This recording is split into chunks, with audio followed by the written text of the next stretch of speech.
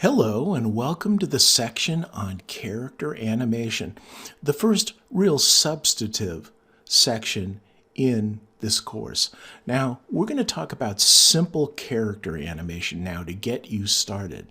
And then we'll get on to more advanced things as the rest of the course progresses. So what are we going to cover in this course? Well, first of all, we're going to look at the screen layout of Create Studio and make sure you're familiar with what all of the buttons and knobs and sliders do.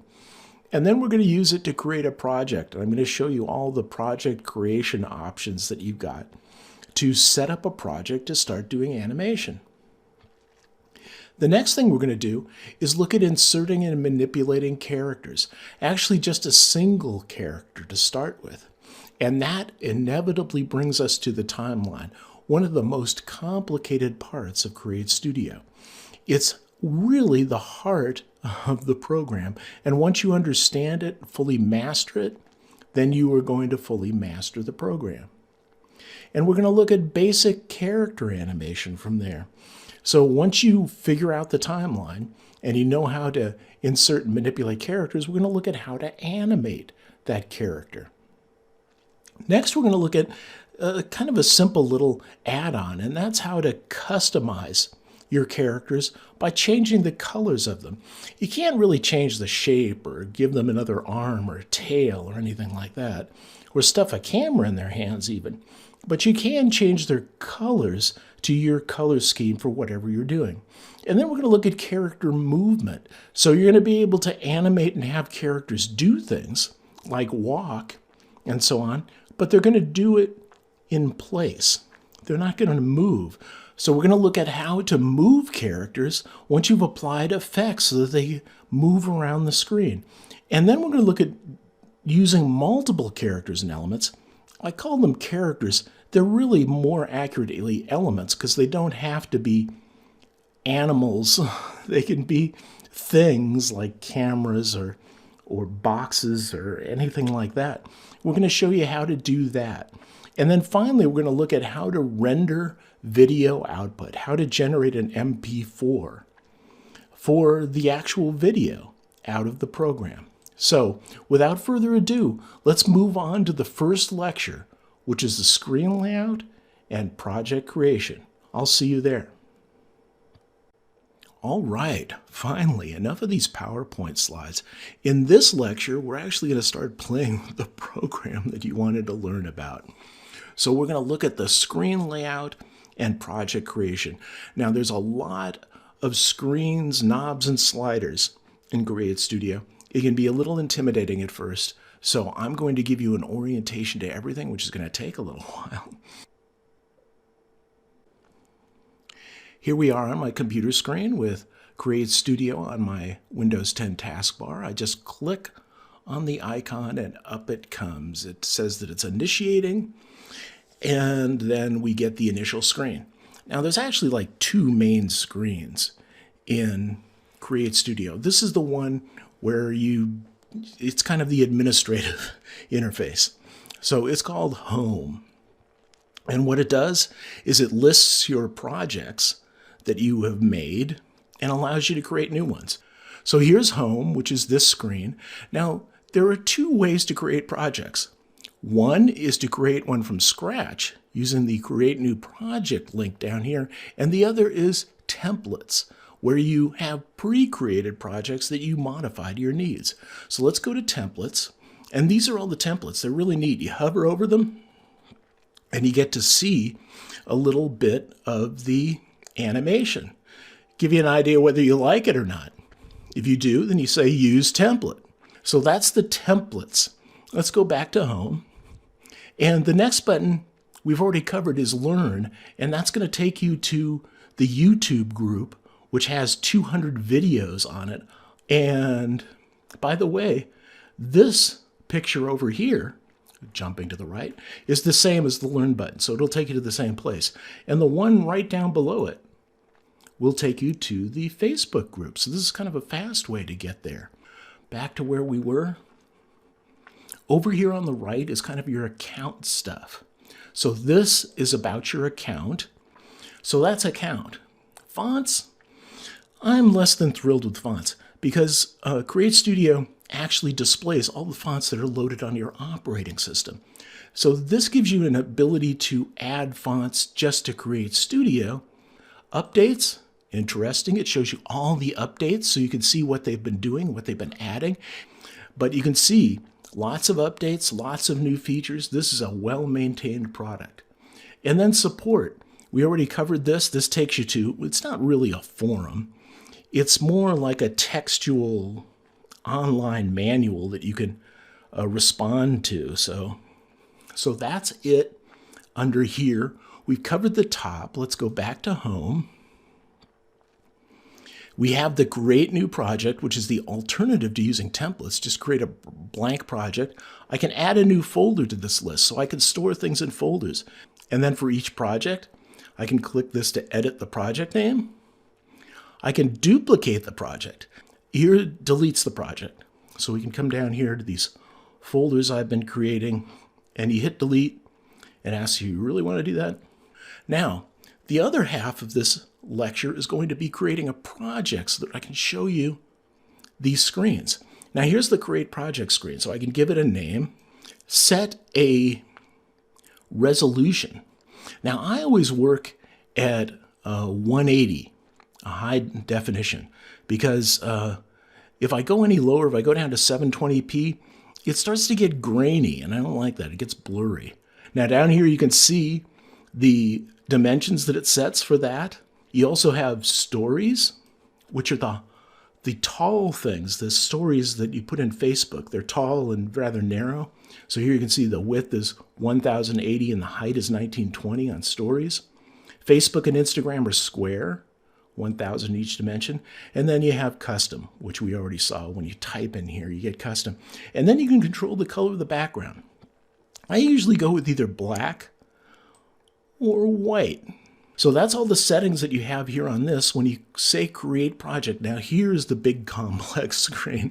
That's going to take a while to get through. Over here on the left is kind of your media area. These are the resources that you're going to use in your video.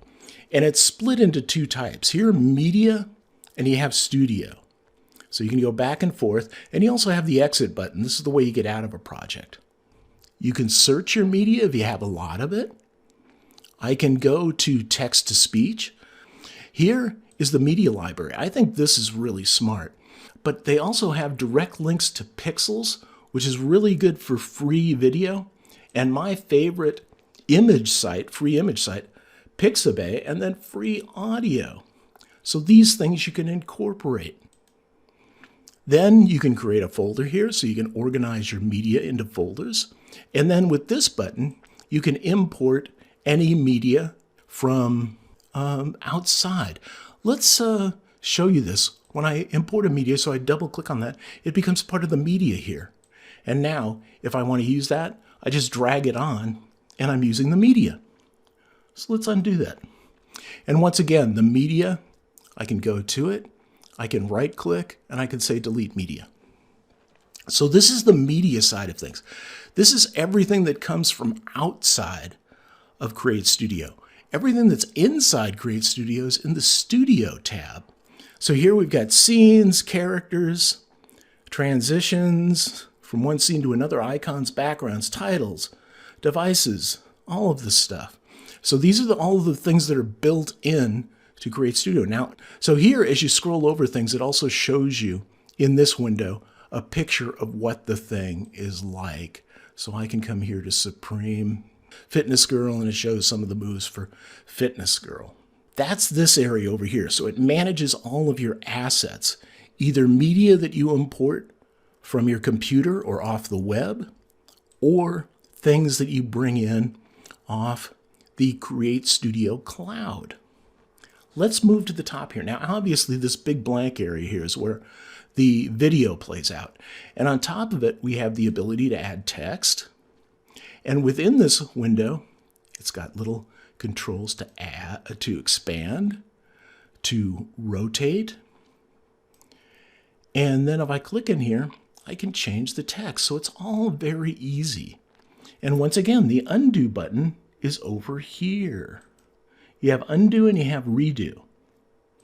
So I can undo that action that I did, and then I can redo it and re-add. Here is adding objects. So if I want to add a rectangle, I just go like that. And once again, it has the same controls.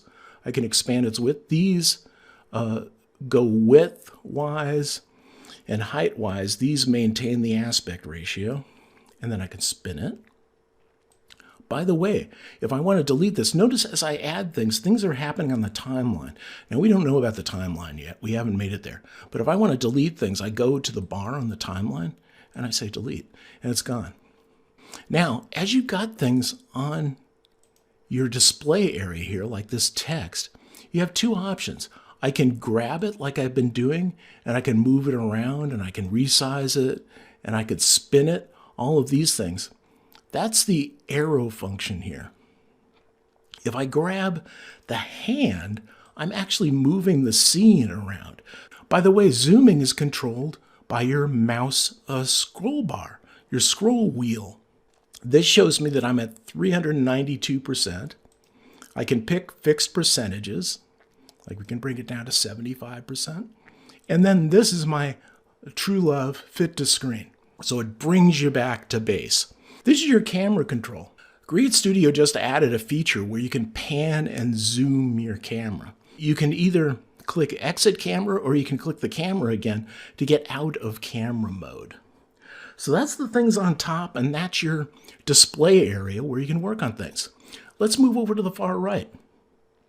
Without anything selected, you get your project settings. So this is everything we set up when we created the project initially.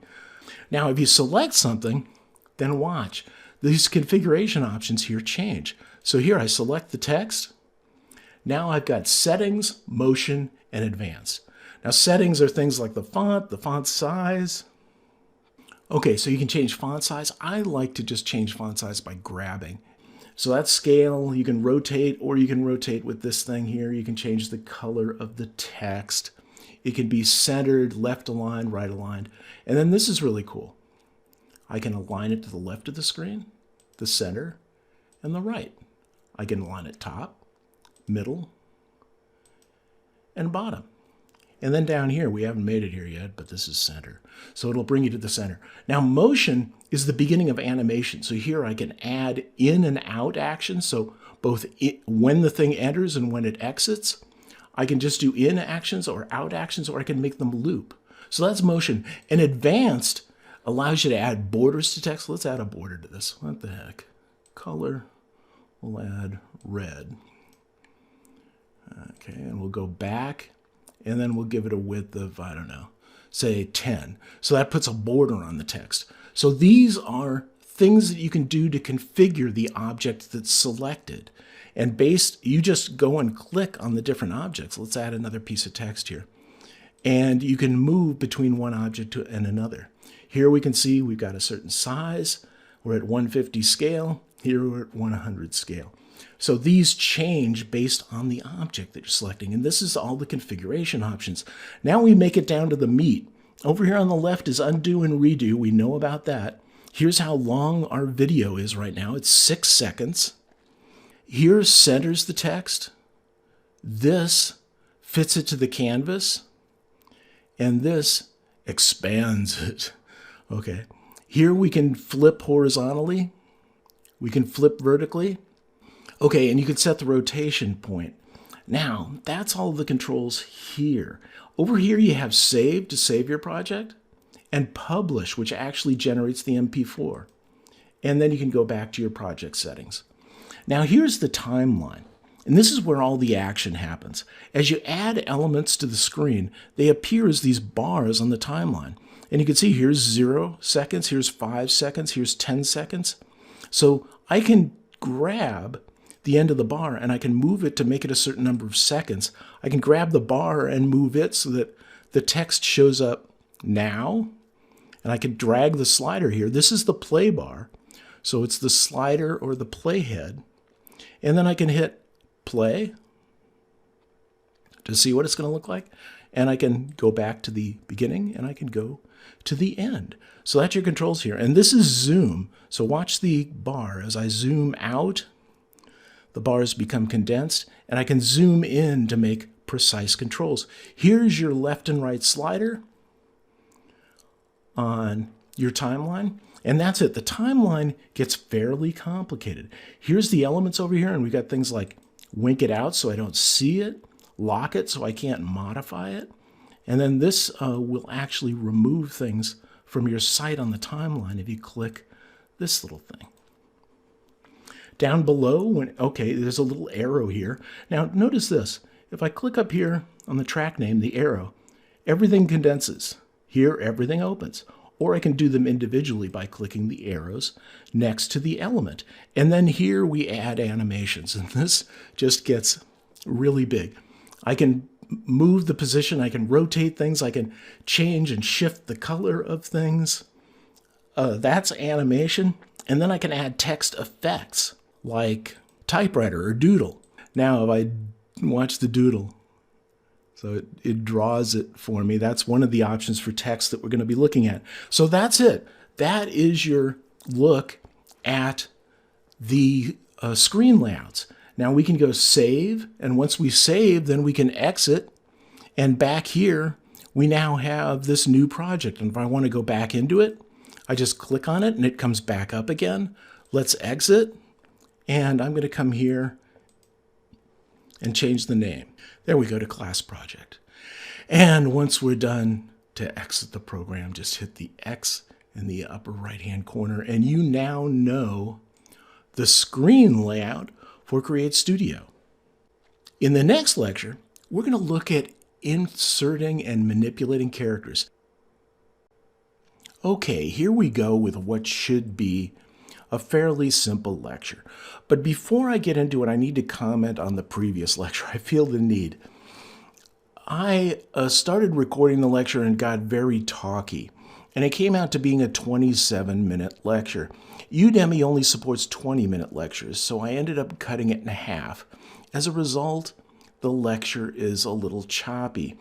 The other thing that it is it's very quick. You shoot around the screen fairly quickly. If you didn't follow everything, don't worry. The rest of the course, we're going to go through every one of those features that you saw at a much slower pace.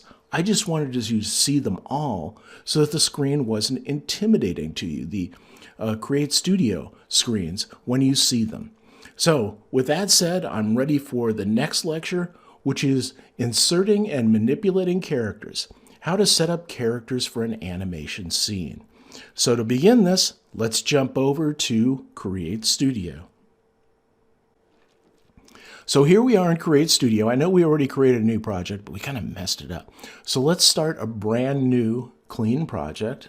I'm going to bring this up to 1080p, and I'm going to call it Character Project. Okay, we may work on this for a bit. And the background, let's try going for white for a change. So I click the white, and then I click outside that little selector. Just click anywhere outside, and it goes away. And this is a fine resolution. It's top resolution. Good name. We're ready to create the project. And here we are. Now, what we're going to do is we're going to put a character onto the screen. So we already know that over here in Media, this is all the media that comes from outside Create Studio, right? The speech to text, the media library, which is Pixels and Pixabay, creating a new folder and importing stuff from our hard drive. We want characters that are inside Create Studio. Now, I suppose you could consider any of these things to be characters. Not really. I guess transitions and scenes aren't. But we're going to go after characters. Note also, as you click on these things, you go into a hierarchy. So this is like a directory hierarchy, and it leaves breadcrumbs. So I can see that I'm at home characters right now. And if I go into Supreme, which are nice characters, but they're kind of flat, two-dimensional, I'm in home characters Supreme, and I can back up to characters. Now I'm going to go after the 3D characters. The other thing that I want to point out to you is that if you're running the standard Create Studio distribution, you're only going to have about 8 3D characters. Now, these characters aren't really 3D. They're still 2D flat characters. You can't spin them around 360 degrees. but they've got a 3D look to them, which I think looks really good, and I prefer to use these. The other thing is that if you get the extended subscription, look at this. These are all the 3D characters that you get. I don't know how many there are, about 100 or 50. And you get to use all of these characters. Now, if you get the standard edition, I think, as I said, you're going to have about 8. And I think you have, if we go back to characters, the flatter characters, like the Supremes, you're going to have maybe 20 of these. It's still a pretty good handful, and you can learn Create Studio. But believe me, you're going to eventually want to upgrade to the advanced subscription and get all of the characters, all the templates. You're going to get everything, all the music, all the features that are in Create Studio. So let's go back to characters, and I'm going to go to 3D. Okay, so here's what we do to work with a character. You notice this little icon here? That's the download. In fact, it tells you it's download icon. And you have to download the character from the Create Studio Cloud to your personal computer before you can use it. And this can sometimes take a while. This one doesn't have that because I've already downloaded it. And if you scroll over it, you're going to see up here a little thing of some of the animations that are available for that character, and you'll see the character. Oh, here's the Grinch. That's neat. So let's say we want to use the penguin. Step 1, download it to your personal computer. Now, I may be using a character that isn't available in the default. I wonder, I don't know what the default or the standard characters are. So I'd have a hard time finding one. So I'm going to go ahead and I'm going to do the penguin. You may not have it available. Do whatever character you have that's available. If it's not available, you're going to go down and you're going to see the first 8 characters, and then you're going to start seeing something, a label like Pro. Then if you click on that, it's going to ask you to get an extended subscription and get access to everything. So let's click the download, and it takes a long time to download. Notice the progress bar here. You can just barely see it, and it's creeping along. This is something that I hope Vidello fixes, is somewhat faster downloads for the characters. So downloading the character is one of those click the download button and then go have a cup of coffee kind of things. Now, let's assume that we've downloaded this character.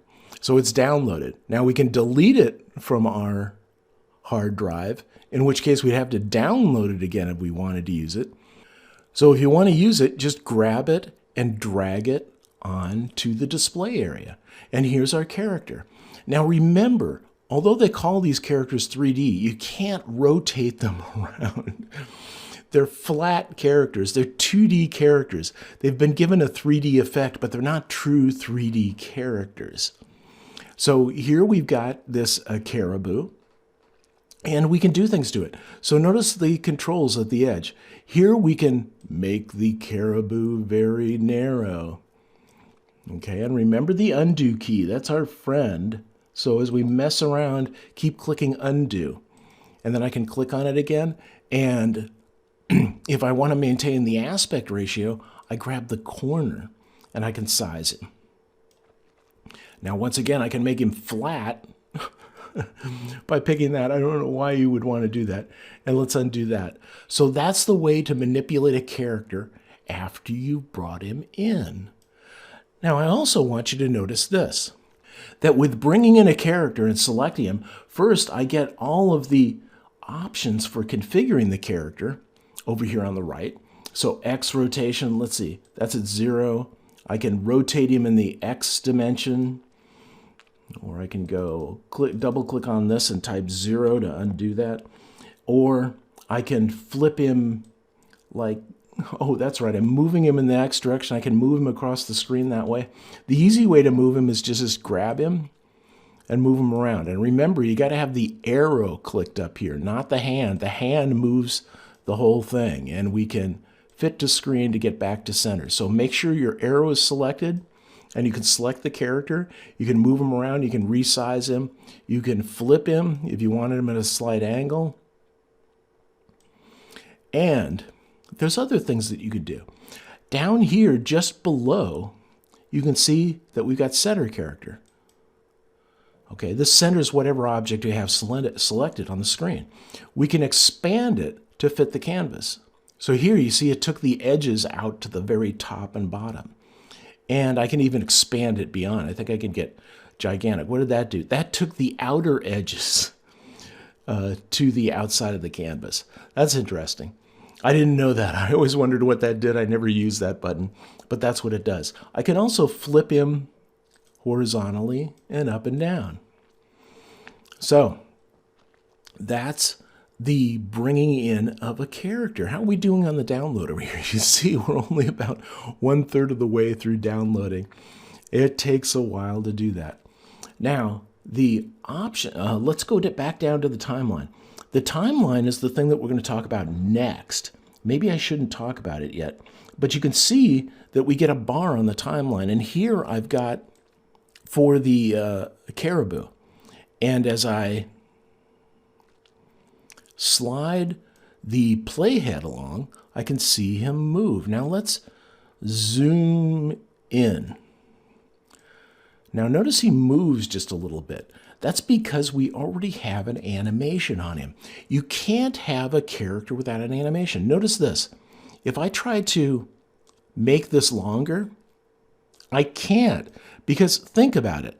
What would you do if you had a character, but you didn't have any action for him? He wasn't idle, he wasn't anything. So the actions or these effects are fixed length. So I have one idle that's this long. I can't change the width of that. And as a result, I can't change the width of the character. If I want to do that, I have to add an action of another idle. And see, I get it here. Now, I can take the character and make it shorter. And what that does is it crops off the end of the idle. And I think I'm getting too far right now because we're getting into the timeline and animation, what we're going to cover next. Now, one last thing. If I select this guy and I want to get rid of him, I actually have to come down to the bar and right-click, and I get duplicate or delete. And I can delete him, and he's gone. So that's how to bring a character in for animation. I'm a little over halfway through downloading the Penguin. In the next lecture, we're going to look at working with the timeline. We're going to head back to that timeline. I'm sure I went through it too quickly in the first lecture in this section. Well, we're going to go through a little bit slower and a little bit more detail in preparation for animating the character that we brought onto the screen. I'll see you in that lecture. In this lecture, we're going to move on back to the timeline, the real heart of Create Studio. So we're going to look at how to more or less animate that character. The problem is it's very difficult to make a fine line between bringing the character in, working with the timeline, and animating. So we're going to kind of move between all of those things, and hopefully it'll all come together seamlessly. So let's jump over to Create Studio. Here we are in Create Studio, and my penguin finally showed up. So let's take the penguin, and we'll say fit to canvas, so we'll get it up just a little bit better. Actually, what happens if we go expand? Oh, that is too big. So let's fit him to canvas. Okay, now, what happens whenever you bring a character in, or any element that can be animated, in fact, any element can be animated, so any element, is that it creates a bar down here on the timeline. So let's play with the timeline. I see the penguin here, and it's visible. If I wink out the eye, it disappears. So that's the way that you can... One of the things you might want to do is you put together a bunch of elements and you got them all together in animation. You go, I don't really want that, but I don't want to delete the layer because I might pull it in later. Is you just wink it out, and it won't appear in the final render. The next thing we can do with the penguin is we can lock it.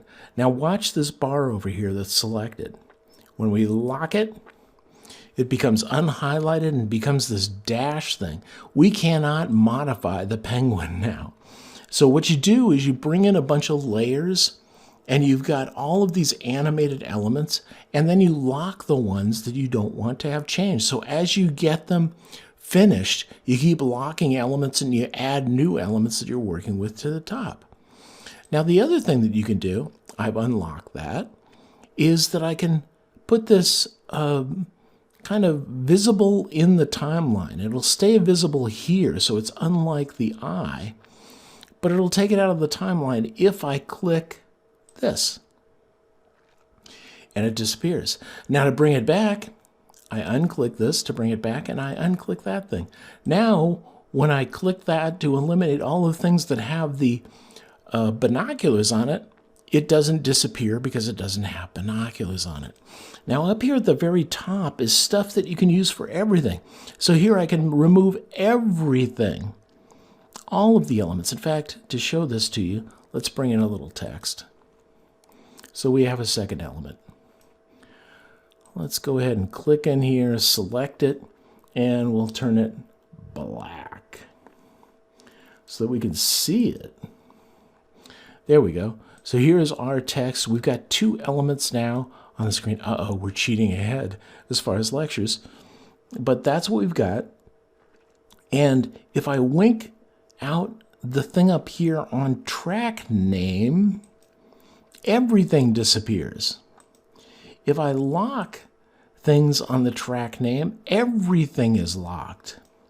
So that's the way that these two controls work on track name. Now also, if I open up all the elements on track name, all the elements open up, and I can close them all. Now let's go here, select the text, right click and say delete, so we only have our penguin here. Now let's open up the penguin and we'll start looking at the animations and so on. You can't have a character without an effect going on. Or, I'm sorry, what do they call it? An action. So you can't have it. Imagine, I stretch this out, which I can't do because there's no other actions. I can't have an action, a character without actions. So here he is being idle, and he kind of rocks back and forth. So if I want to extend the length that the penguin stays on the screen, right now, what is he? He's on for a second and a half. I would have to come here and say add another action of idle. And now he's on the screen idle for 3 seconds. Right? And he kind of rocks his head back and forth. Now I can shorten the penguin's duration, which actually truncates this second idle. So that's the way the characters work on the timeline. Let's look at more stuff on the timeline. So what have we covered? We covered locking, removing it from the timeline. We've got animations. Now, okay, here's the way you work with animations. If I click on here, it unselects the timeline. Now, if I click here, it reselects the timeline. And if I say add action, some action, like we don't want to get too far ahead because we're going to do animation in the next lecture. Let's make him happy. Okay, he adds happy, and let's see what he does when he's happy. Oh, he flaps his wings and so on. Let's zoom out so that we can see the entire, whoa, there we go, the entire video. And I can come here and I can play from here and see what the happy action looks like. Oh, isn't that nice? Now, once again, if I shorten this, it truncates the happy action. So there's no way to control the length of these animations. I can't take this and stretch it. I can go to it and I can delete it. And then happy stretches out. And I can truncate happy by shortening it up. But that's about all I've got control of. So you've got fixed characters. I'm going to look at the front of this 3D character, supposedly 3D, although I can't spin him. And I'm going to pick actions for him that come down here. Now, the other thing that I've got is I've got animations. So let's go look at animations for the penguin.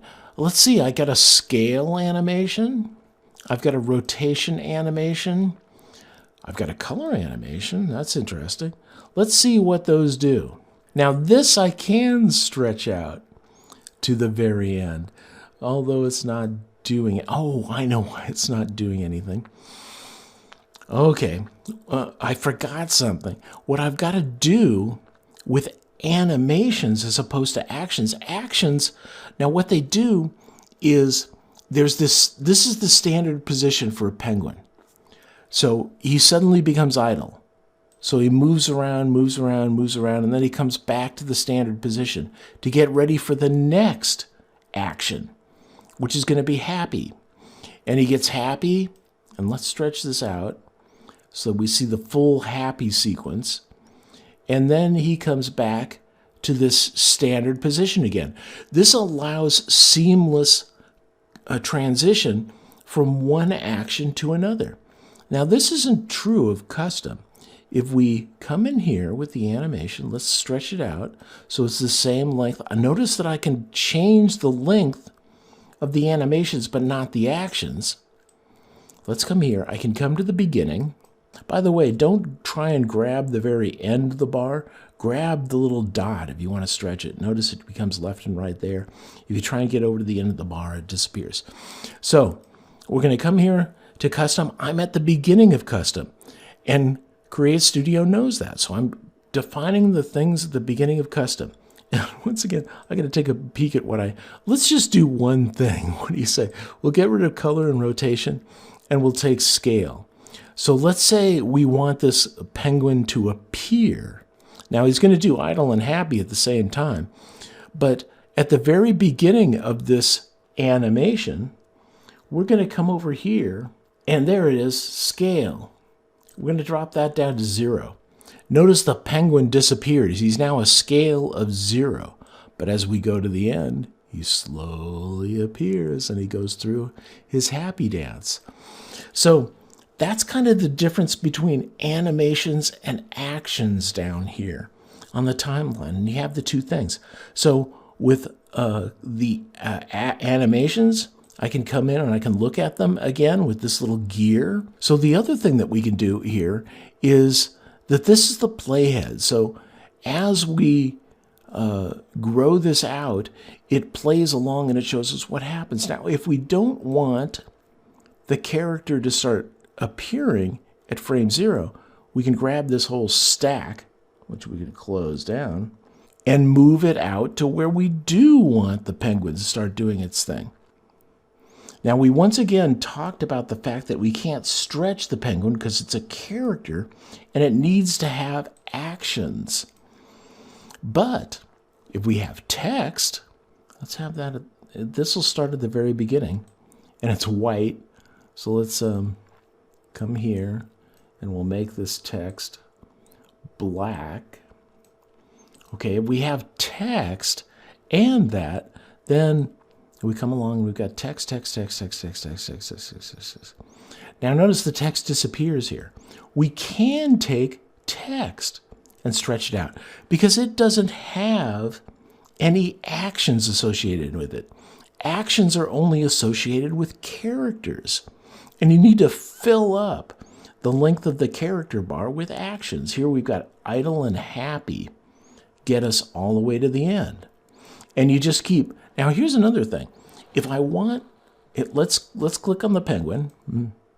And notice that neither of these actions are selected, and it's saying add action. So if I add action like pointing down, it adds it to the end because we didn't have any selected.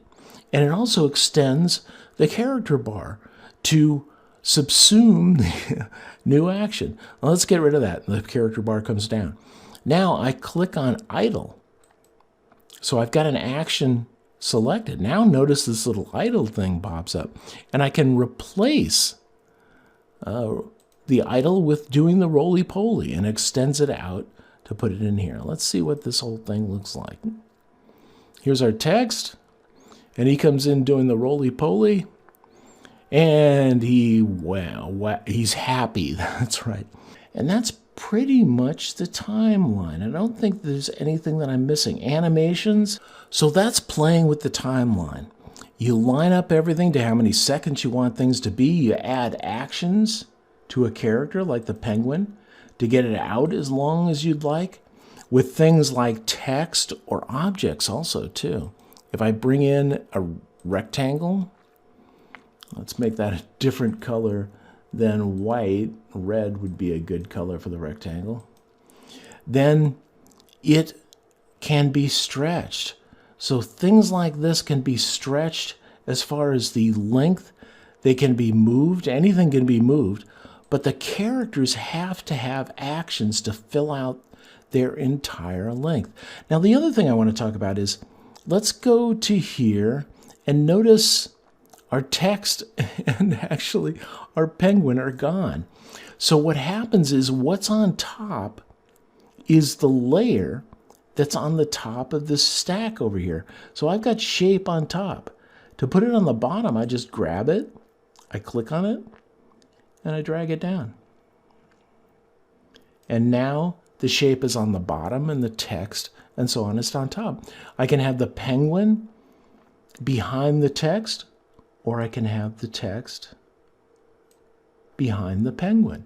So the order in which you layer these, or the order in which you position these layers is going to determine what's on top and what shows through and what overlays other things.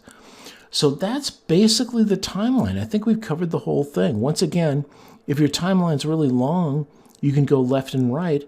The other thing that you can do is you can group layers to make things easy. Now, if you get a whole bunch of layers, this is one of the things. Let's add text, text, text, text.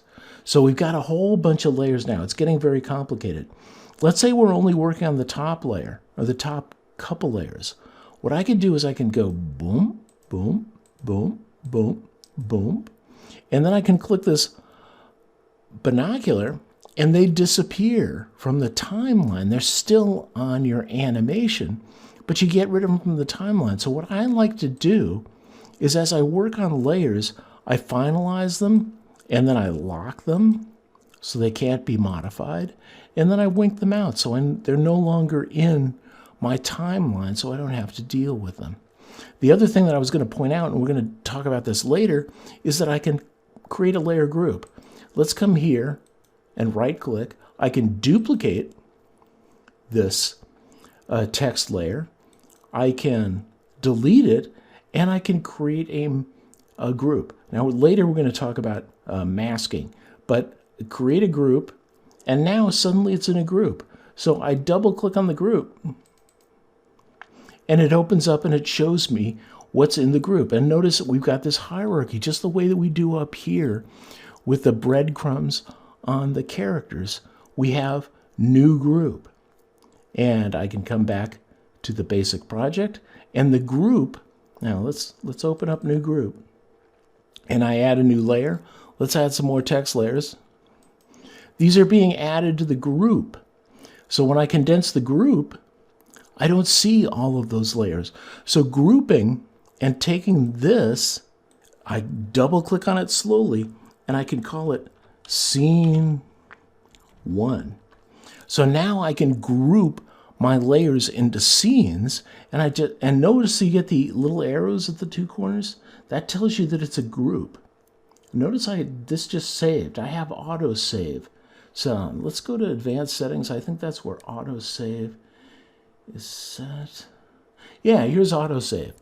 So in the settings, this is one of the advanced settings that you got to do within the program, is I can pick how often it auto-saves. And boy, this is a lifesaver. So it's by default, it auto-saves every 5 minutes. So you don't need to worry about saving or losing your work too much. Anyway, back to here. Notice the arrows on either side. That means it's a group. So I just double click on it and it expands. Here's the contents of the group. So we're in main project scene 1, that group, and I can modify all of these layers. I can stretch them out. I can change what the text is in them. Let's go to this one and we'll... Is that text? Okay. I've got to be here. There we go. And I come in here and I make this black. Oh, let's make it red. That's always fun. And I just click outside or I head back to get out of that. And Now I've got red text on this layer. And then I go back to main project and everything is grouped together under scene 1. Notice how it doesn't have one of the little arrows next to it. That's another indicator that you're working with a group rather than a layer. So that's the timeline. Okay, so that was everything. Amazingly enough, I think I explained everything there is had to do with the timeline. I'm sure we're going to run into more later. The timeline is typically complicated, but I think I've just made it fairly easy. We're going to run into more in the future, and we've just set up enough knowledge of the timeline to start with basic character animation. In fact, we cheated ahead a little bit. And see, I told you it's hard to separate bringing in a character, the timeline, and basic animation. So in the next lecture, we're going to talk about basic character animation. I'll see you there. Here we go. Finally, we've made it to basic character animation. Now, in reality, we've been animating characters and so on through this entire section. So I'm not quite sure what I'm going to cover here, but I had an idea. Why don't we take a single character and go through all of its actions? So let's jump over to Create Studio and see what this might look like. Here I am in Create Studio, and once again I'm going to create another new project, a base project, not a template-based project, and we're going to call it Single Character. And we'll up its resolution to 1080p, and I like the white background. Let's work with that for a while. So here we go. Create project. And what I'm going to do is I'm going to come over to Studio. I'm not importing, so I'm not going to use media. And I'm going to come to characters, and I'm going to go to Supreme, and let's bring in Fitness Girl again, because I've already got her downloaded. I don't use a lot of flat characters, but let's use a flat character. I think you have access to Fitness Girl. So let's put her through her actions. Once we bring her onto the screen, she shows up on the timeline, and she's here for a duration because there's an idle that is of a particular duration. If we want to make this shorter, we can. And notice here's where the idle would have liked to have extended out to, but I can't make it longer. To make it longer, I add actions. Now, if I add an action, it's going to add it onto the end. And if I come here to this picker, because I've got idle selected, I can replace the existing action. So let's just go through them all. Here's catch. Then we'll add the action dumbbells and happy. And this is all you do to animate. Now, characters should probably move as you're animating them too. Catch and dumbbells and happy are probably stationary, but let's go to idle. But some of these, like run in, run out, should be done with movement. So in an upcoming lecture, we're going to talk about how to add movement. So we have run in, we have run out, tired, walk in, walk out, and wave. Now the other thing to notice is that characters have different actions. So like I picked a Santa Claus character, and he had actions of drinking hot chocolate and handing out presents. There's a photographer character, and that character takes pictures and so on. Not all characters have the same actions, but there are some standard actions, like happy, idle is definitely everywhere. Run in or walk in. Walk in and walk out seem to be fairly popular. So is wave, and the rest of these are unique. Catch, dumbbells, run in, run out, tired. These are actions that are specific to Fitness Girl. If I pick another character, let's do that. We're not doing multiple characters yet, but let's pick another character. And I don't want to download one, do I? I don't have any flat characters downloaded. So let's go over to Characters 3D. But if I pick another character like the penguin, and we look at the penguin's actions, he's got the crazy laugh, doing the roll in, jumping with the funny face, Pushing an object. Wow, he's got a lot more actions too. Pointing down, swiping an iPad, all of these things. So depending on the character that you pick, okay, and I'm going down to the character bar down here in the timeline, select it, right click and say delete to get rid of it. And then let's move her front and center. In fact, I can hit center and make sure she's centered on the screen. So let's play through our actions. So she's going along and she's doing catch. That was catch. That didn't look like much of a catch. Looked like a bit of idle. Here she's happy, and then she goes to idle. Now run in and run out should be done with movement to have her come onto the screen. You can actually have her run stationary and move the background to make it look like she's running. Here's walk in.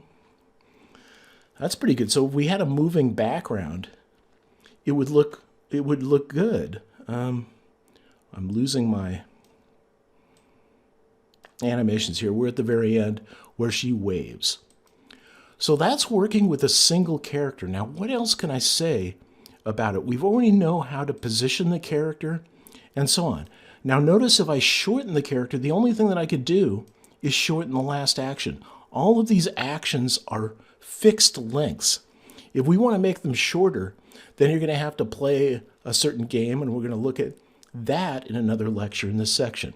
So that's animating a single character. And up next, we're going to look at character movement. So walking and driving a car. Character movement works great with those walking and running actions. So I'll see you there. In this lecture, we're going to look at adding movement to a character. Actually, you can add it to any element, so a shape or text, stuff like that. But this is primarily, there's multiple ways to move things. We're going to look at a custom movement, which is the way that I like to move characters. Originally, this lecture was going to be about walking and driving, but I decided it's going to end up too long because I really want to get into some specific things. So I'm just going to do the walk sequence. We're going to have a character walk across the screen. So let's jump over to Create Studio and I'll show you how this works.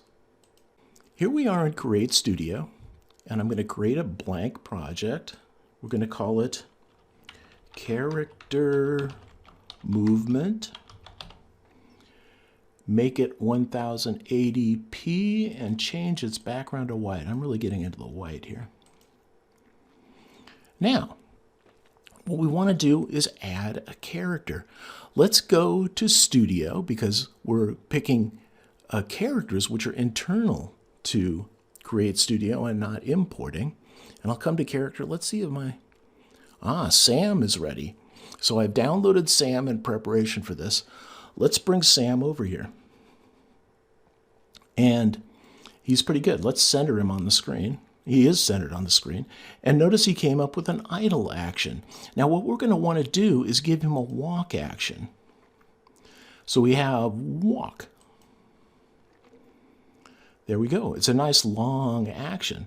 So what we end up having him do is he walks along like this. Wow, that's a real nice slow walk. Now note, if I want Sam to walk to the left, I just flip him. And he's going to start walking to the left. So that's an easy way to pick your direction, left or right. The other thing that I can do is if he's walking too slow for me, I can crop down this walk. So let's bring it to about there. And he's going to do the same amount of walking, but we're going to cover more territory. Now, how do we move Sam? There's actually a couple ways to move Sam. If I come up to motion, there's a slide right action that will move him from the right in, and then it will move him out to the right. Now, I could connect these two by, notice that this is an animation, so I can control the length of them, and then I can now play Sam, and he shouldn't pause in the middle. Well, he does kind of pause in the middle, doesn't he? Okay, now I think one of the reasons for Sam pausing in the middle is that what we can do is come to the action. Oh, first of all, we want to disable fade, so he doesn't fade in and fade out. We get that kind of funny pause in the middle, and then he starts up again. Okay, so that's one way to do the animation. I don't particularly like that, and I don't think it turned out very well. So let's get rid of these animations just by clicking on them and right-clicking on them and hitting delete. And now those animations are gone. Let me show you how. Now, he's just walking in the middle of the screen again. And once again, we want to make sure that he's centered. So what's the other way to animate? I can come here and create a custom animation. Check this out. I pick position. Now, I can also animate opacity, scale, and stuff like that with custom animations, but I want to do position. And it creates this animation bar, which once again, I can size. Now, the thing that really frustrated me about using custom animations is that you have to be able to select the character. So I need to have the position bar over the character, but I also need to be over to the left. So I'm going to define his position at the left of this action, and I need to be outside the action. So I can't initially drag the custom animation all the way over to the left. I have it inside just a little bit. So I can be on the character, but to the left of the animation. So to the left of the animation, he's going to be over here. Now once again, so he doesn't move up and down, let's position him centered up and down, and he's just off the screen. And now, as he walks, he goes to the center of the screen. Now we want him to be off to the right of the screen. So let's come out to the edge where I'm outside the animation on the right, but I'm still over the character, so I can select him. And let's move him outside, and then we'll center him up and down. And if we take a look at this animation, it moves from left to right. Whoa, he's booking, isn't he? Okay, so what we might want to do, we could correct that. If we want to slow him back down, just bring the walk sequence to its full sequence and stretch out the custom to the edge. So here we want to be on him, but just outside. And we'll line up custom now that we're not going to be playing with it anymore with the beginning and the end. So now if we play it, he's walking at a moderate pace across the screen. Now notice too that he kind of slows down at the end and he speeds up at the beginning. This is known as easing.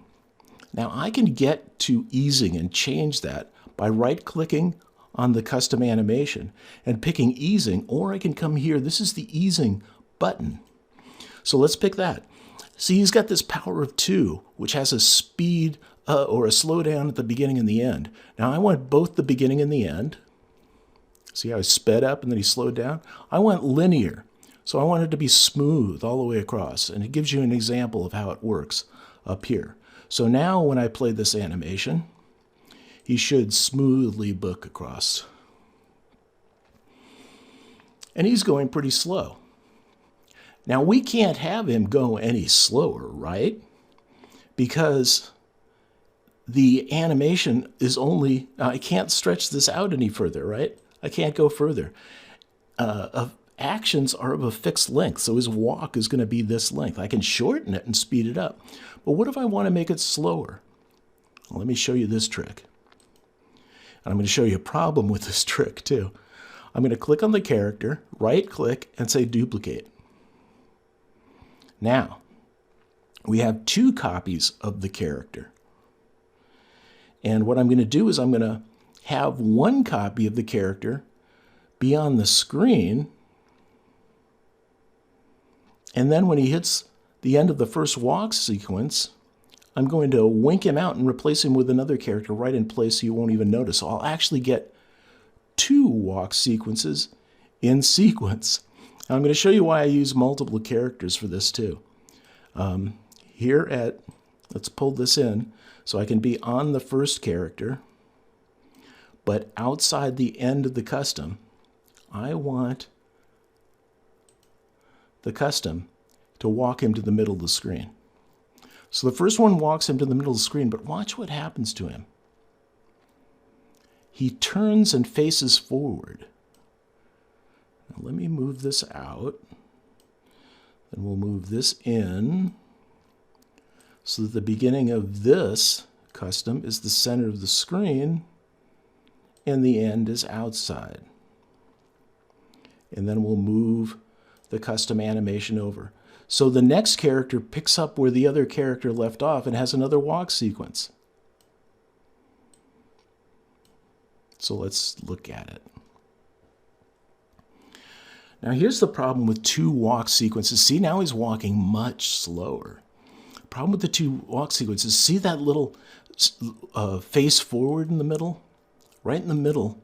With every action, Create Studio ends the action with going to a neutral position, which is this, looking forward, so that it can smoothly transition to the next action.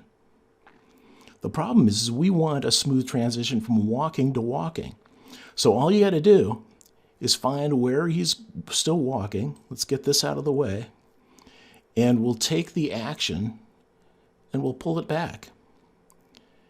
And we'll crop off the end of the walk sequence so we don't get that standing forward. And this is the reason why you need two characters that you can do this. Because with a second walk, we need to, let's move this over a little. See, he's standing. We don't want him standing, we want him walking. So we want him, say about here.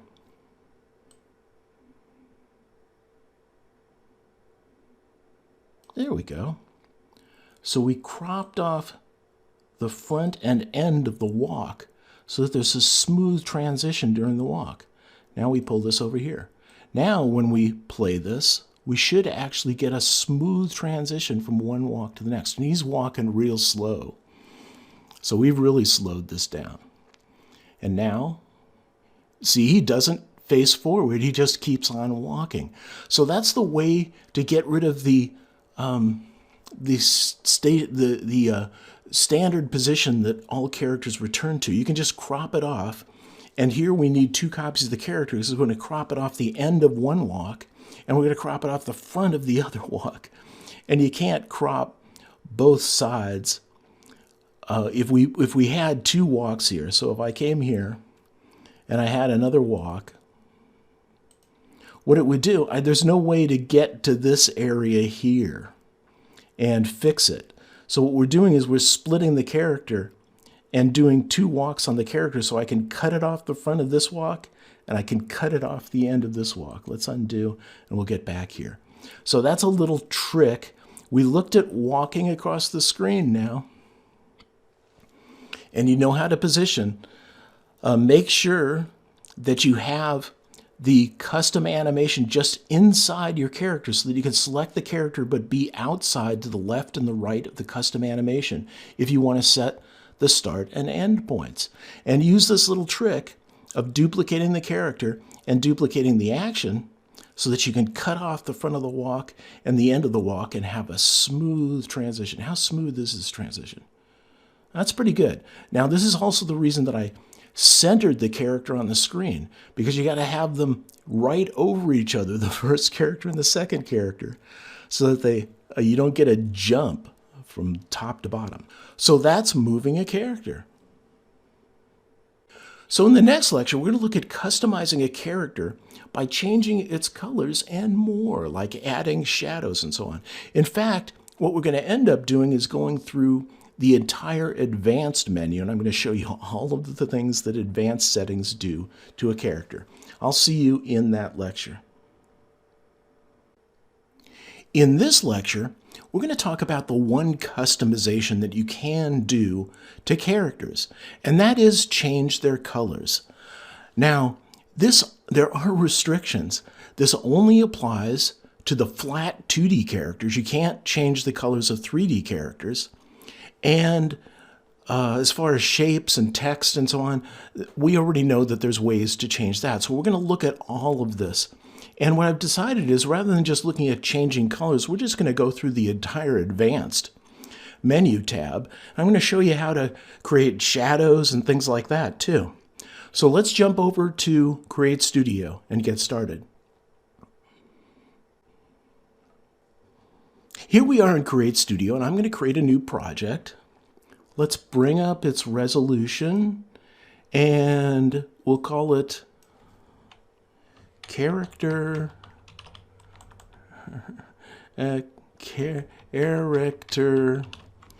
Color Change. And I'm going to change the background to white so it's easier to see things. There we go. So here we've got our new project, and I'm going to show you, I'm going to bring in a character. Let's actually bring in several things. Let's go to Studio, and we need characters, and we need these flat characters. So any of these characters here will work. The colorful, the supreme, or the elegant. The 3Ds won't work, and I'll show you what happens there. So let's go to Supreme, and we'll get Fitness Girl. And then I'm going to bring in some text. And I'm going to bring in a shape. Let's get a square. Let's make the shape red. Now, okay, this is the point that I wanted to make with shapes. To change the color of a shape, it's only one color. So you just come here to Settings, and you change the color, right? We can make it red. So color changing doesn't really apply to shapes. Let's go here to the shape and delete it. And the same is true of text. If I go to the text, I can change the color of the text here. I don't need anything special to do that. So let's go ahead and we'll get rid of the text. So this only applies to 2D flat characters. Now, how does it work? First, you select the character, and we go over to Advanced. Now, the thing that we're going to play with right now is Replace Colors. So let's do that, and we can add a new replacement. So what you do is you have a color picker here. So I click on that, and I come over and I pick the color I want to replace. Like, let's say we want to change the color of her coat. So notice how this color picker changes colors too as I roll over colors. So let's go to the color of the coat, and we pick that as the color we want to change. Now notice how this is working. I'm not really changing the color of the coat. I'm changing the color purple in this entire character to another color. And let's change it to green. And it takes effect right away. I've changed it to green. Now let's look at the controls here. Tolerance is an interesting one. That's how tolerant is the program to color changes. So if I come down and I set the tolerance to 0, notice our change has gone away. Now, if I set it to 1, then that means exactly that purple color will be replaced. Let's go 1, and the purple color gets replaced. Now, notice the slight darker purple around the edge. If I bring the tolerance, let's delete that, and bring it up to 2. Oh, we're not there yet. How high do we have to go with tolerance? There we go.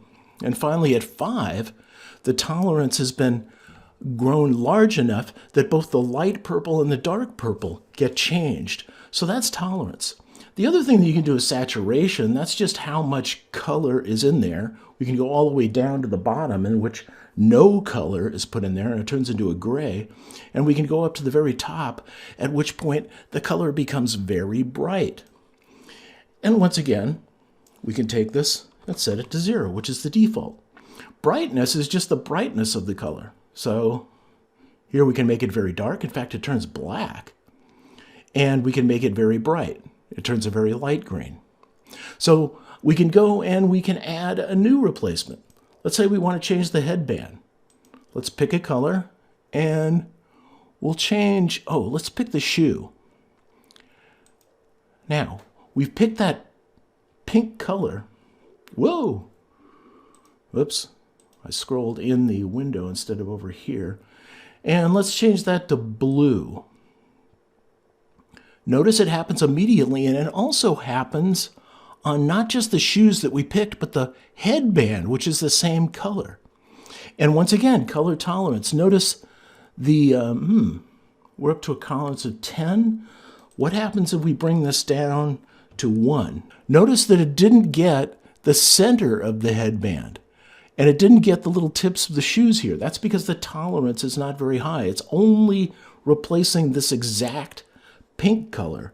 But if we up the tolerance to 2, okay, it still doesn't have it. 3, and there, finally, it got the color in the headband, the middle color.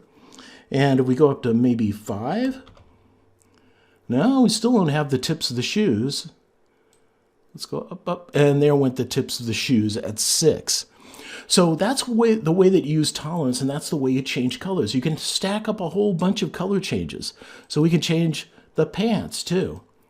Let's pick the color picker, pick the pants, and maybe come over to yellow and give her yellow pants. And that's a little bright, hard to see. Let's bring down this, let's bring up the saturation on that. And let's bring down the brightness, say down into that area. So that's how you do this. And if you don't like the colors that you did, then all you've got to do is come here and remove your change. Watch the coat. We remove it, and the coat is back. We remove the headband and shoe colors, and that's back. Now, actually, before we do that, let me undo that removal. Did we get the, yeah, we got the headband back again. Let's pick this color. We'll go to advanced, and here's the headband. Now notice too, what happens if we really go high in the tolerance. Watch her skin and her face. So now the tolerance has finally been great enough that the brown of the face and the skin is within a large tolerance for the pink color. So you can get a lot of different things and pick a lot of colors in this way. So that's changing the color of a character. Now what happens if we go and pick a 3D character, like let's do the penguin. Here's the penguin, and we'll wink out Fitness Girl. And I come here and I go to pick the penguin, and I go to advanced and try color changes. It'll lead me through the whole thing, but watch what happens with the picker. Oh, it actually changed. It picked black. And then if I change that black, oh, it does work on 3D characters. See, it's not doing the wing, though. It doesn't work quite right because there's variance in the colors. So your tolerance has to be very high. Oh, now I got the beak. So it just works really funky with 3D characters. It just doesn't work right. So don't try it. We're going to take this 3D character and we're going to delete it now. Now, the other thing that I want to show you is all the other stuff under advanced. And in fact, we're going to need our, let's get our box back here again at least. And we'll change its color to blue. There we go, and we'll move it over here. Okay. Let's go to advanced, and we'll pick the girl, and look at the other things. Now, border doesn't seem to work for characters. I can't get a red border around the character. Let's pick back. I select red, and I say the width of the outline is going to be 20. No, see, it just doesn't work. So even though you have things in advanced, they don't necessarily apply to whatever character you're doing. What does work is shadow. Check this out. This is pretty cool. I say, okay, a black shadow is good. And I want to put a certain amount of blur on that shadow. See, it's blurring out behind her already. And then I move it out in the X and Y offset. I can go negative. So I can have the shadow go up and to the left if I want. And it gives you a shadow on the character. And that shadow moves around as the character does things. Here, let's have the character do something other than idle. Let's come here and we'll take the idle action. And we'll have dumbbells. Okay. Now, if we play the character, notice the shadow moves with the character. Very nice. So that's the shadow. The border we've already established doesn't work. Skew, let's see. Yeah, that's primarily for shapes, not characters. Oh, I'm sorry. Let's see if we can skew the character. Oh, we can. That's neat. So we can skew them so that they have different shapes. And the skew sticks with it, I think. Yeah, look at that. That is very cool. I thought that skew, I've only used skew on shapes, so I didn't know that. And then color rotation. Okay, let's see. You can change all the colors. What color rotation does is it rotates through the color wheel. So this is the way to change the colors for an entire character rather than a color at a time. Let's go back to skew and unskew this. It's a little hard to look at when it's skewed. There we go. And then you just type zeros in there. You select the number and type 0. And here's the color rotation. Let's bring that down to 0 too, so we won't change our colors. And that's color rotation. We've seen replace colors, and then brightness and contrast just works on the entire character. So rather than just doing a single color like we would up here in color replace where we have brightness and saturation, we can do it for the entire character. Or contrast. Contrast is a little different. It's darkness and lightness. Yeah, we're really coming in with that. And then filters. Filters are really cool. Now notice when filters comes up, it gives you this warning that it can really slow down the app to apply a filter. So the filters are great though. Look at this grayscale. Change the character to grayscale. Make it sepia. That's kind of old film style, a brownie. Just ups the brown. And vintage are your various types of filters that you can apply. But apparently there is a performance hit. Now, the shape, we can actually come here and we can work a border on it. Okay, it doesn't appear until you give the border a width. And now we've got border on the width. And we can do this with text, just not characters. So we've actually gone through all of advanced now for a character, not just color changing. But you can use all of these things to make a character more or less yours and not just the standard stock characters. And once again, if you try and do this with a 3D character, it's going to be kind of messed up because there's shades of color. This is a solid one color here. There's no shades of color in her pants or in her coat, so the flat characters are easier to change. I wouldn't try color change with a 3D character. You can do shadow and so on to a 3D character, and you can skew them and so on. So that's the advanced menu, not just color changes. And with that said, in the next lecture, we're going to look at working with multiple characters and elements. We're going to throw a bunch of characters and elements on the screen, and I'll show you how to control them all. I'll see you in that lecture. In this lecture, we're going to look at casting shadows.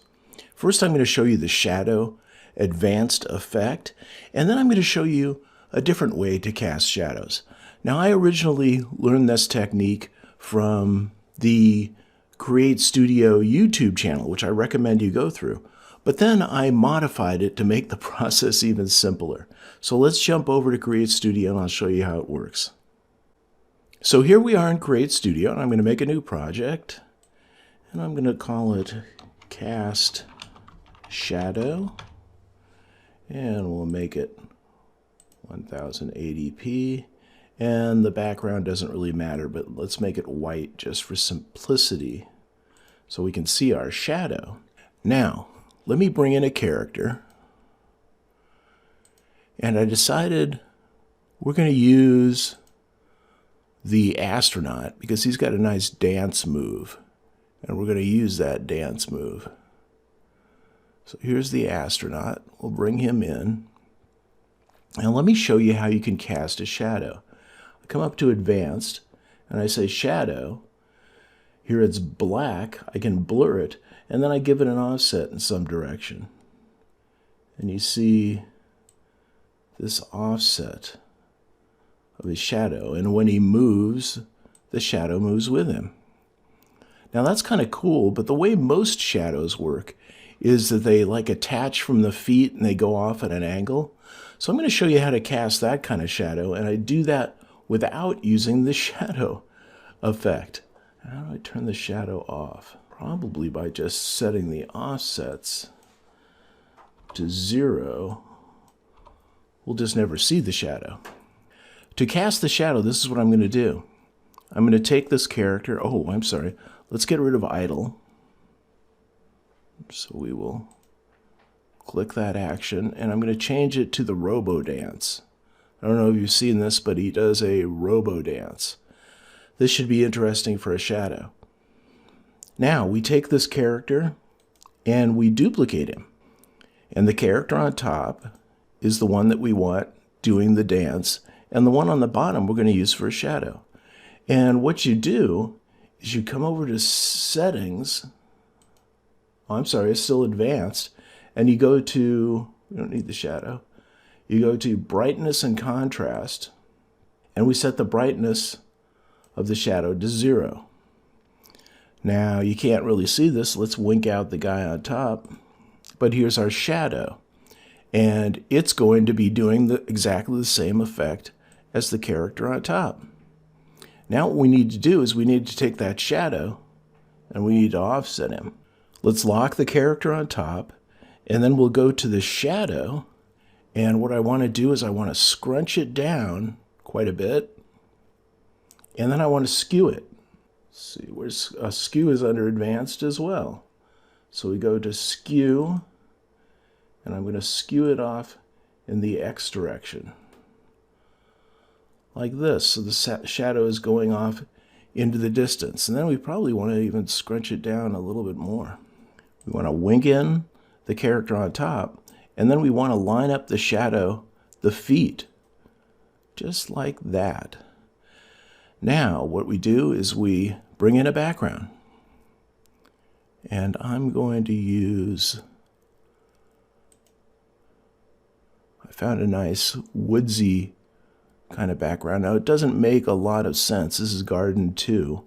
Because the light is coming from the left, I really ought to be casting the shadow in a different direction. But this will work anyway. Let's bring this over for the length of the thing. And bring the background down to the very bottom. And now he's casting a shadow onto the background. But it's a very hard shadow. So what you do is you take the shadow character, and you come over to settings, and you down its opacity way down, like that. Now when we play this, we get the moving robot move, and we get a shadow in the background. So that's how to cast shadows. 2 ways, using the shadow effect, which I don't really like, and duplicating the character and using that as his shadow. And in the next lecture, we're going to look at working with multiple characters and elements. I'll see you there. In this lecture, we're going to address working with multiple characters and elements, things like boxes and text. And these are things to consider when working with multiple elements. Now, there's not a lot to say. It's just a matter of having multiple layers on the timeline and working with each of them. But there are a couple points that I want to make when it comes to working with a lot of characters and elements. So let's jump over to Create Studio. I'll make my points and then we'll move on. Here we are in Create Studio, and we're going to create yet another new project. We'll call this multiple characters. Up the resolution. And I'm liking white, so let's go with that. Okay, so let's add some characters here. I'm going to go to Studio. I'm going to go to Characters. Let's get Sam in here. And let's come back over to Supreme Characters, and we'll get Fitness Girl, because I've already downloaded these 2. We can bring in a shape, and let's make that shape green so that we can see it. Whoa, what happened? Make that shape green. Oh, I haven't given it. There we go. And we'll move that over here. And then let's put in some text. And we'll make the text black. And come here and we'll say sample text. We've got that in here. Whoop, moved the wrong thing. Once again, undo is our friend. Let's undo that. Come to text. Move that up here. So we're getting a bunch of characters and stuff. And our timeline is beginning to clog. Well, not really, is it? So let's go to here and we'll duplicate that green box and we'll make it blue so it's a little different. We'll put it up here. And then we'll duplicate this text. Come to the bar for the text and say duplicate. And now we've got another copy of it. And we'll put that down here. So notice as you do this, your timeline begins to get rather crowded. So what I like to do is I like to work on an element, get it. Oh, and the other thing, did you notice when I was trying to move the text, right? I had the text down here and I went, okay, let's move the text, right? So I'm on it. I go, move. Oh, that worked. Darn. Okay, I go, let's move the text. And I accidentally grab the guy. The way to get around that, let's undo that again. This time I'll move the text. And the way to get around that is to lock things. So what I like to do is one at a time. Let's say I've got Sam done. I lock him. Now I can't move Sam. I can't select him, anything like that. The other thing that I like to do is so let's say we're done with these three elements. I lock them. And then I make them invisible on the timeline, and I click that.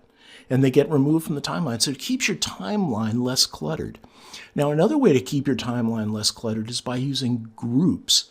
But we're not going to address groups yet. We're going to address those later. What you can do is you could group multiple layers into a layer group, and then you can work on the group by opening it, and you just work on the contents of the group, and you move back to the main line.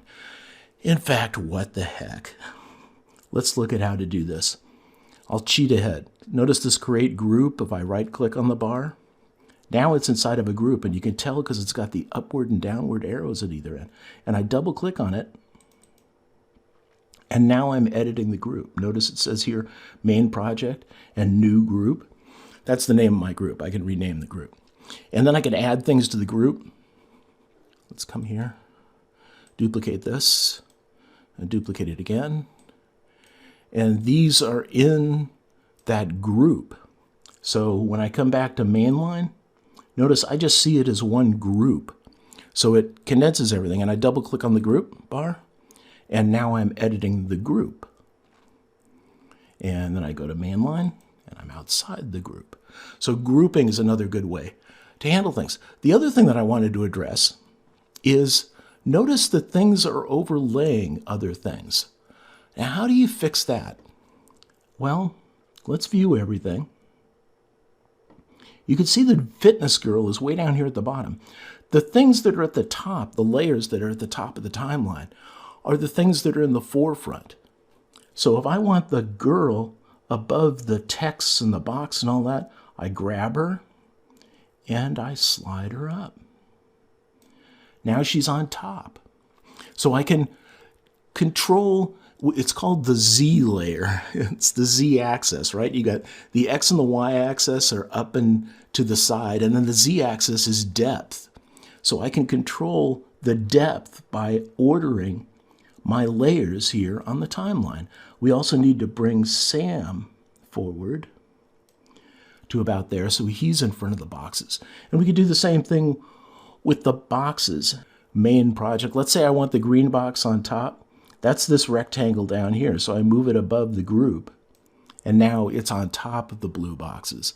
So the order in which your layers occur defines, and the top of the layer list is the front, the bottom of the layer list is the back. So arrange your layers when you're working with multiple characters and elements so that you get the right things in the foreground and the right things in the background.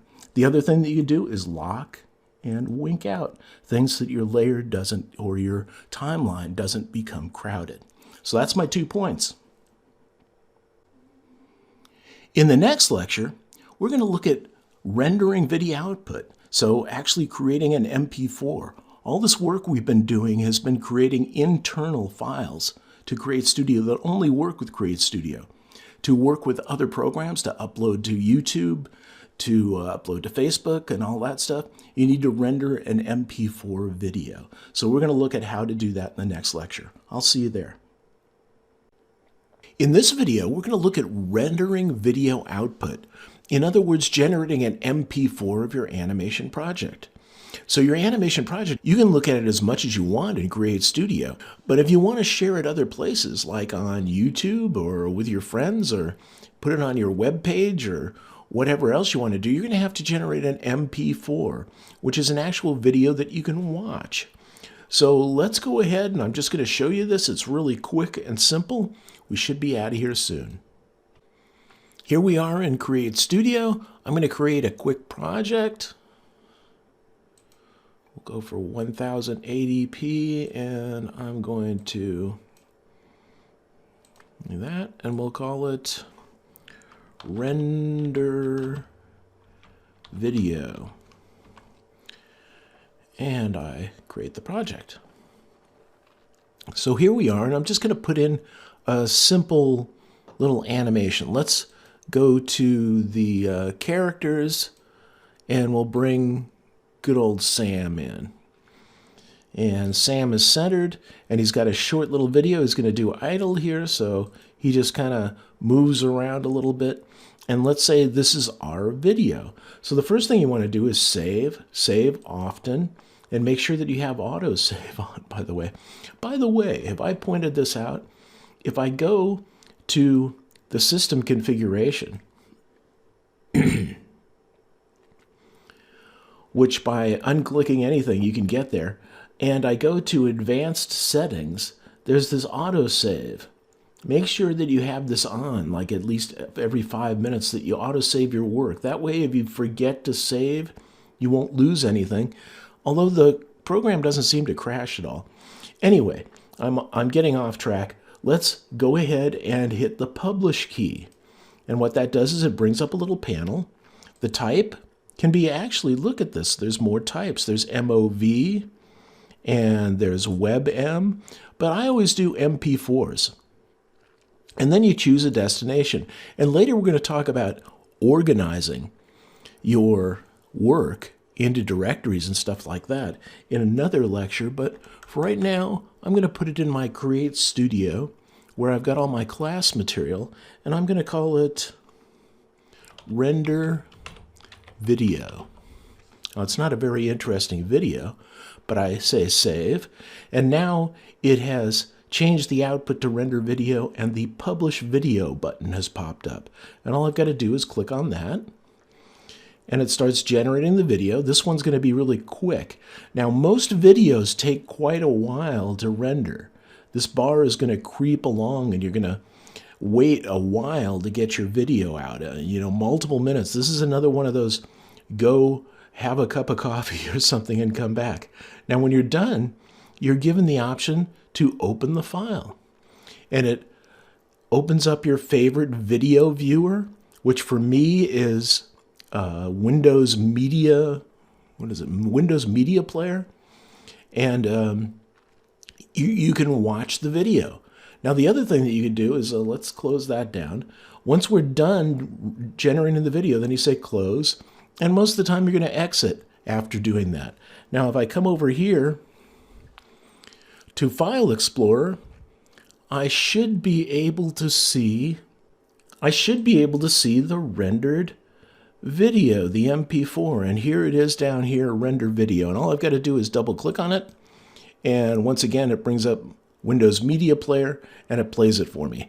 Now I can take this file, this MP4 file, and I can upload it to YouTube, I can upload it to Facebook, all kinds of ways to share the finished video. It's up to you to decide what you want to do with the video, and that's rendering video output. Very simple. And in the next lecture, we're going to do the character animation workshop. So this is the workshop for the section where we're going to pull everything together and do a project that demos everything we've talked about in the section. I'll see you there. Hello and welcome to your first workshop, in which we're going to go over the techniques learned in the character animation section. We're going to put all the pieces together.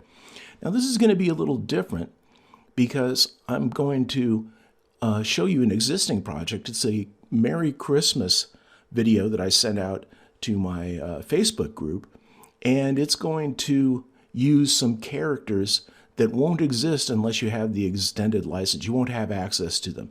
So if you want to follow along, just use your own characters. It's also going to include backgrounds, which we haven't covered, music, and text.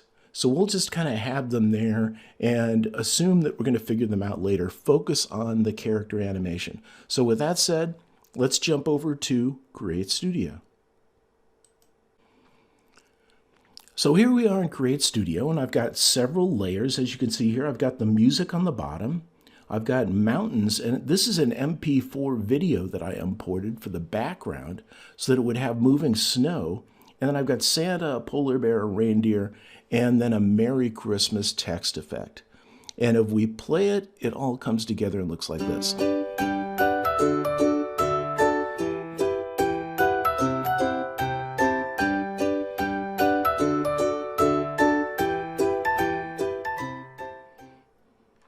A nice little video. And what we're going to do is we're going to recreate the character part of this. Now, once again, these are characters that you won't have access to unless you have the extended license. But use any characters that you want. And we'll get more into backgrounds and text effects and music later. So to do this, let's wink out with the eye Santa Claus, the polar bear, and the reindeer, and we'll create that again. By the way, let me look and make sure that I know the effects for these. So we'll bring them back in, and let's open Santa Claus, and we can, okay, we need to zoom. You can see he's idle, and then he's happy, and then he waves, and he's idle, and he's happy, and he's idle again. So that's the Santa Claus movements. The polar bear jumps in and is angry, thinks, and then gets an idea, and then he waves and he does a thumbs up, and then he's idle. And then the reindeer comes walking in, gets happy, goes idle for a while, and then he starts dancing. So those are the effects, or the actions actually, that we're going to apply. And then we're going to have some movement animation too. So let's wink them out and bring them back in. Let's begin with Santa.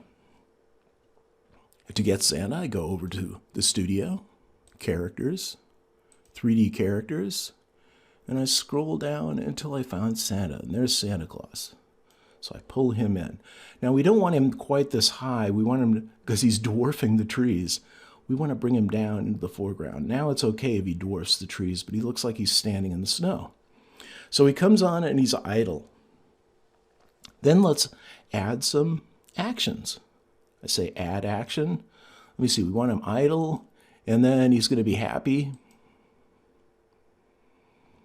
And then let's have him idle again for a little bit.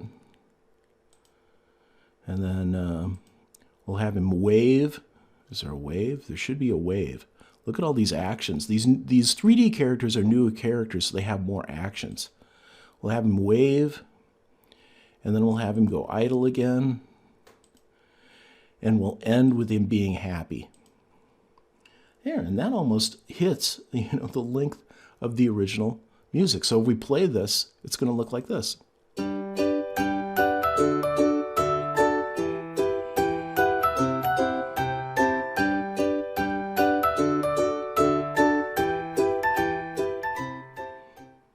Very nice. Now, let's work on the reindeer. Actually, let's do the polar bear. Here's the polar bear right here. So we're going to bring that on. And he's going to be over here to the left, standing in the snow. And what he's got to do is come onto the screen, right? His first effect is not going to be this idle. We're going to click on that, and we're going to replace the idle with a jump in and angry. Okay, let's play that.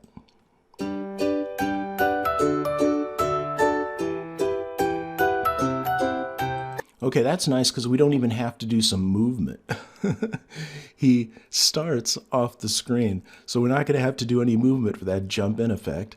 Now, he jumps in and he's angry, and then we add an action. He thinks. Where is thinking, then an idea. And then, after he gets this idea, the idea that he gets is to be happy. And then we'll have him wave. Wave should be down at the bottom. Notice these are in alphabetical order. And then we'll have him go idle. And that's pretty close to the end. Let's do another idle so that he goes all the way out to the end. And then we'll take him and we'll shorten him up so he's the length of everything else. There we go. So now what do we have?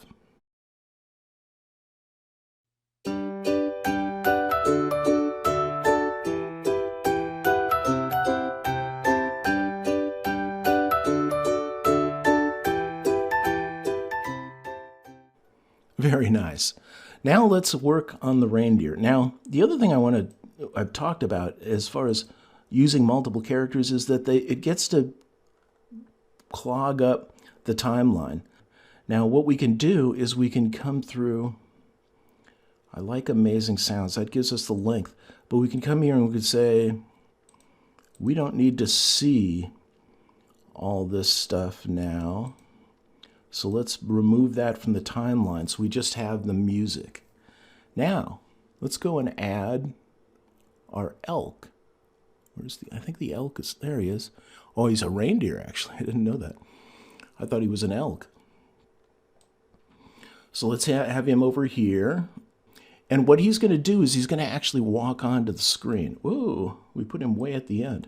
Here we go. So his action is going to be to, whoops, we don't want to add action. We want to replace action with walking. So he's going to walk on, and then he's going to be, let's add an idle action, and then we'll have him be happy. And what about if we have him go idle again? And then dancing. Oh, look at that. That hit just the very end again. So let's see. Here's the effect. Here are the effects.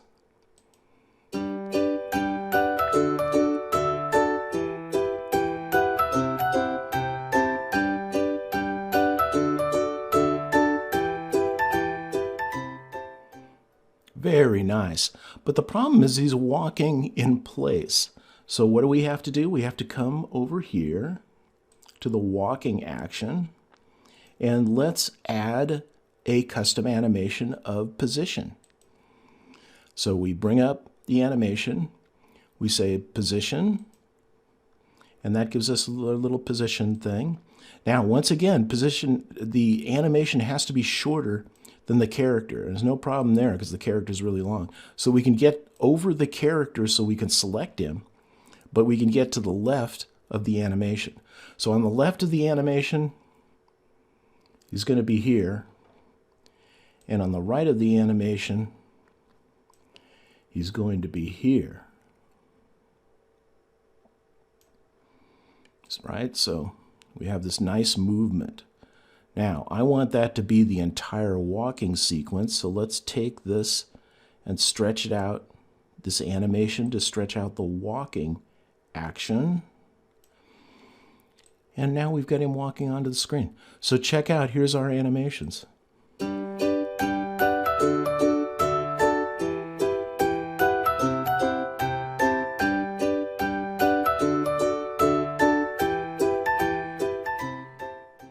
That's a nice, short, little Christmas animation. And if we go here and we bring in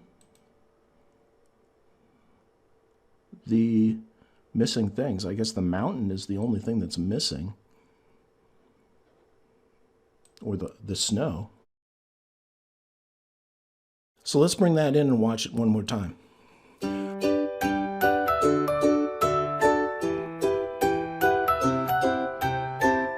By the way, notice that by using an animation, an MP3 in the background, I get the snow to move. This adds more action. So this is better than having just a static image sitting there.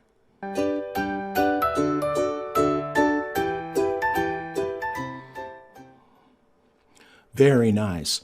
So that's our project, our workshop, animating several characters, and we just need to go through another section or two so that we can talk about adding backgrounds and adding text before you'll understand that full video. And we may come back and revisit this as a workshop for adding music, backgrounds, and text animation.